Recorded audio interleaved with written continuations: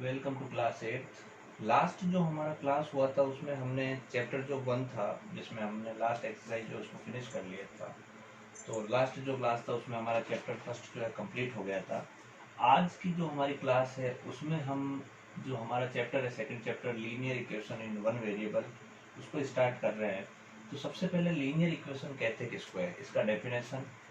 An equation which involve only one variable, ऐसी equation जिसमें सिर्फ एक ही वेरिएबल होना चाहिए। और वेरिएबल किसको कहते हैं, अननोन नंबर, जिसके बारे में हमको पता नहीं हो क्वेश्चन की स्टार्टिंग में। तो एक ही वेरिएबल होना चाहिए और उस वेरिएबल की हाईएस्ट जो पावर होनी चाहिए वो 1 होनी चाहिए। तो आप देखेंगे कि नीचे मैंने ये जो एग्जांपल लिखा है वो एक लीनियर इक्वेशन का लिखा है। इस इक्वेशन में आप देखेंगे कि अननोन जो है यानी वेरिएबल जो है वो एक ही है जिसका नाम है x। यहाँ पर एक ही जगह पर यानी ये एक ही वेरिएबल यहाँ पर है, तो इसको linear equation in one variable बोलेंगे। और साथ में आप देखेंगे कि इसके ऊपर पावर यहाँ पर कुछ नहीं है, यानी पावर यहाँ पर एक है आपके।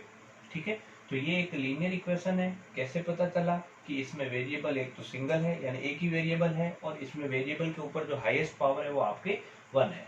अब कोई सी भी लीनियर इक्वेशन होने दो या कोई भी इक्वेशन होने दो, उसमें इक्वल के साइन के लेफ्ट साइड की तरफ, देखो ये मेरा राइट हैंड है और इधर लेफ्ट हैंड होगा, तो लेफ्ट हैंड की तरफ जो भी टर्म्स होगी वो सारी की सारी LHS कहलाएगी, और इक्वल के राइट हैंड साइड की तरफ जो भी टर्म होगी उसको RHS बोलेंगे, यानी राइट हैंड साइड की टर्म्स बोलेंगे। ये तो हो गया इसका नॉर्मल इंट्रोडक्शन, लीनियर इक्वेशन क्या होती है और लीनियर इक्वेशन में LHS क्या होता है, RHS क्या होता है।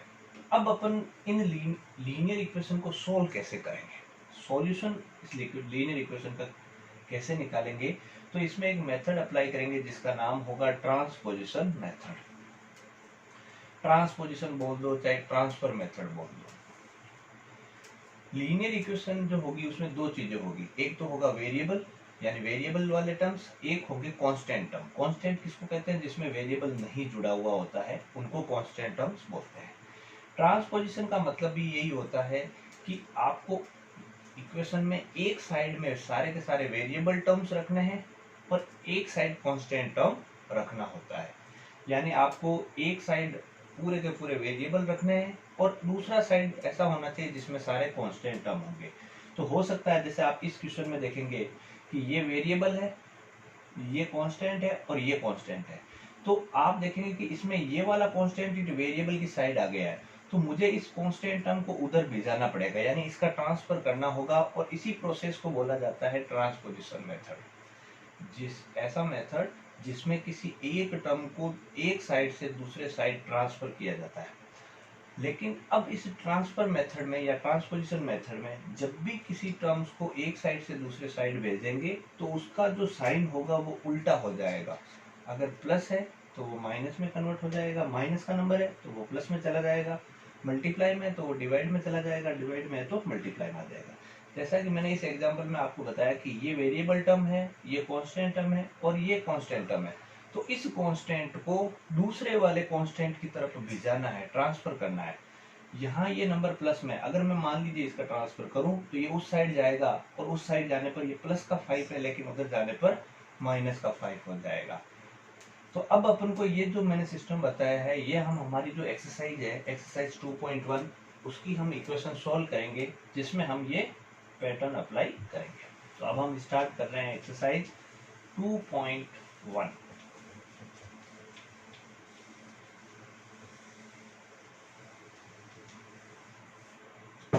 फर्स्ट जो इसका क्वेश्चन रहेगा,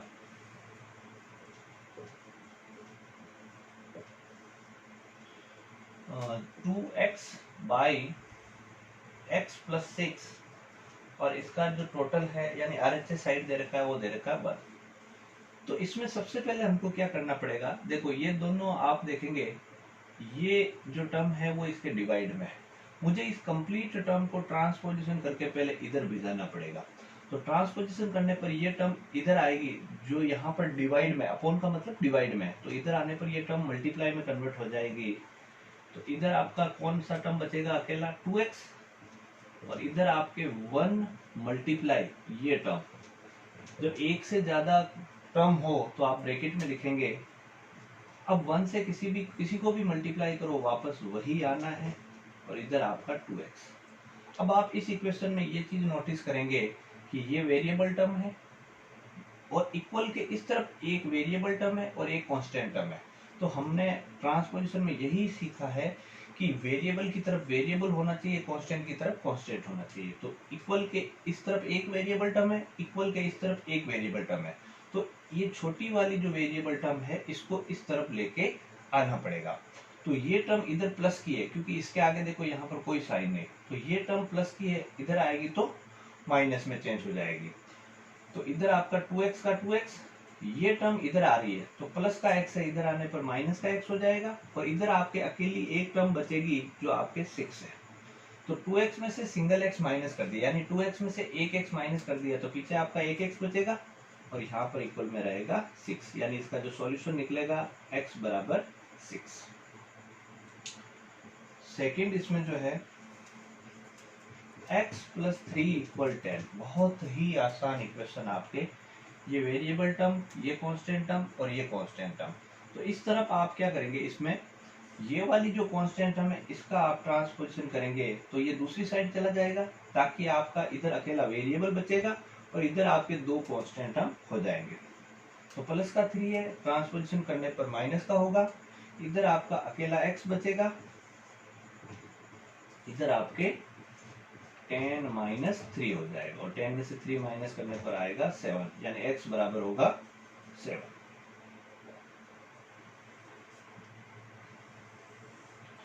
थर्ड जो रहेगा इसमें 7x माइनस 9 इक्वल 16। अब आप इसमें देखेंगे कि पहले इस कांस्टेंट टर्म का ट्रांसपोजिशन करो। तो ये कांस्टेंट टर्म यहाँ पर माइनस का 9 है, इसका ट्रांसपोजिशन करेंगे तो ये प्लस होगा। तो आपकी इक्वेशन ऐसे सोल्व होगी, 7x इधर अकेला रहेगा इक्वल 16 और जो ट्रांसपोजिशन होकर जाएगा वो माइनस का 9 है तो इधर प्लस का 9। तो इसमें आप 16 में 9 ऐड करेंगे तो ये होगा आपके 25, यानी 7x बराबर 25। 7x का मतलब यहाँ पर 7 से मल्टीप्लाई है x, तो आपको सिर्फ x की वैल्यू चाहिए तो आप इस 7 को यहाँ से डिवाइड में भेज देंगे। डिवाइड का मतलब इसके अपॉन में आ जाएगा और x की वैल्यू निकल जाएगी 25/7। फोर्थ इक्वेशन जो रहेगी x प्लस 5/x और इक्वल में है 2 and 2/3। तो पहले तो आप ये मिक्स फ्रैक्शन है उसको सिंपल फ्रैक्शन में चेंज करो। तो 3 2 जा 6 प्लस 2 यानी 8/3। अब आप क्या करोगे, इसमें ये जो x यहाँ पर डिवाइड में, इसको इधर आप मल्टीप्लाई में भेज दें। तो x प्लस 5 इक्वल, ये x इसके साथ में मल्टीप्लाई हो जाएगा यानी 8x और अपॉन में 3। अब आप इस इक्वेशन को कैसे सोल्व करेंगे, तो आप ये चीज नोटिस करेंगे कि इसके अंदर ये प्लस का 5 है, इस प्लस 5 को आप क्या करें,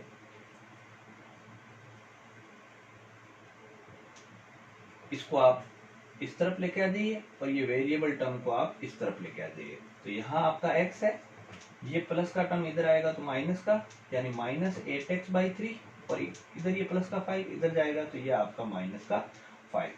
अब इस वेरिएबल टर्म के नीचे डिनोमिनेटर कुछ नहीं, क्योंकि ये फ्रैक्शन है तो ये भी फ्रैक्शन बनेगा। 1 और 3 का एलसीएम आएगा 3। 1 की टेबल में 3 टाइम, 3 को x से मल्टीप्लाई करेंगे तो 3x, 3 की टेबल में 3 1 टाइम, 1 को 8x से मल्टीप्लाई करेंगे तो 8x और ये इक्वल में माइनस का 5। 3x में से 8x माइनस करेंगे तो होगा आपका माइनस का 5x/3 और इक्वल में -5। अब ये जो 3 है आपका डिवाइड में है, इसको आप इधर भेजेंगे तो माइनस का 5x इक्वल होगा -5 × 3 यानी माइनस के 15 के। तो माइनस का 5x इक्वल होगा -15 के। अब आपको यहाँ x निकालना है तो x इक्वल होगा माइनस का 15 और ये जो -5 है इसके साथ में मल्टीप्लाई है तो इधर डिवाइड में आ जाएगा तो ये -5 से डिवाइड होगा। दोनों तरफ माइनस है तो माइनस से माइनस कैंसिल, 5 की टेबल में 15 आता है 3 टाइम, यानी x की वैल्यू निकलेगी 3। एक बार इसको वापस रिपीट कर देते हैं। जो मिक्स फ्रैक्शन है इसको आप सिंपल फ्रैक्शन में चेंज करेंगे, 3 2 जा 6, 6 + 2 8/3। फिर ये x यहाँ पर डिनोमिनेटर में है यानी डिवाइड में, तो आप इसको इधर भेजेंगे तो ये मल्टीप्लाई में, तो x इसके साथ 8 के साथ मल्टीप्लाई होगा तो x + 5 इक्वल होगा 8x/3। ये वेरिएबल टर्म ट्रांसपोजिशन होकर इधर आएगी तो माइनस की हो जाएगी, और ये प्लस का 5 उधर जाएगा तो माइनस का 5 हो जाएगा, यानी x - 8x/3 इक्वल होगा -5 के। दोनों को फ्रैक्शन में चेंज करना होगा क्योंकि ये वाली टर्म फ्रैक्शन में है, तो इसके नीचे डिनोमिनेटर कुछ नहीं है तो 1 मान लेंगे। दोनों का एलसीएम आएगा आपके 3, 1 की टेबल में 3 टाइम, तो 3 को x से मल्टीप्लाई करेंगे तो 3x - 8x और अपॉन में 3, तो 3x में से 8x माइनस करेंगे तो आएगा -5x/3 और इक्वल में -5। 3 जो है वो डिवाइड में, इधर भेजेंगे तो मल्टीप्लाई में, यानी -5x इक्वल होगा -5 × 3, यानी -5x इक्वल होगा -15 के। तो x किसके इक्वल होगा, ये -5 इसके डिनोमिनेटर में आ जाएगा, माइनस से माइनस कैंसिल, 5 की टेबल में 15 आता है 3 टाइम, यानी x की वैल्यू आएगी 3।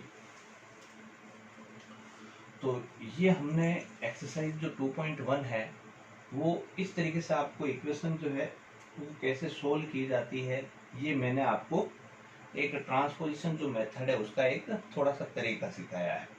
तो इसमें टोटल 10 इक्वेशन है, तो मैंने 1 से लेकर 4 तक की इक्वेशन जो है वो आपको मैंने बता दी है। अब आपको क्या करना है, बाकी की जो इक्वेशन है उनको एक बार आप पहले प्रैक्टिस करेंगे, कोशिश करेंगे, हो सकता है तो आप 1 बार 2 बार में 3 बार में जैसा भी आप इसको समझते हुए उनमें कोशिश करेंगे एटलीस्ट। तो आपको फिर भी कोई डाउट रहेगा एक्सरसाइज में, आप प्रैक्टिस करेंगे और आपको डाउट रहेगा तो आप डाउट कभी भी पूछ सकते हैं। तो आप बाकी की जो इक्वेशन है एक बार उनका एटलीस्ट कोशिश करेंगे, फिर भी आपका कोई डाउट रह जाएगा तो हमारा जो नेक्स्ट क्लास होगा उस नेक्स्ट क्लास में जो रिमेनिंग इक्वेशन है उनको हम डिस्कस करेंगे। लेकिन मैं चाहूँगा कि एक बार जो बाकी की जो इसमें इक्वेशन बची है उन इक्वेशन को आप खुद प्रैक्टिस करें। Thank you.